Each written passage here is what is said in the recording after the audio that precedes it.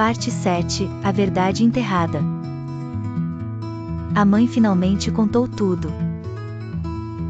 Anos atrás, um experimento foi feito perto da floresta. Um portal. Um erro. Algumas coisas passaram. Outras ficaram presas entre mundos. O lobo não é o vilão, disse ela. Então quem é? Perguntou Chapeuzinho.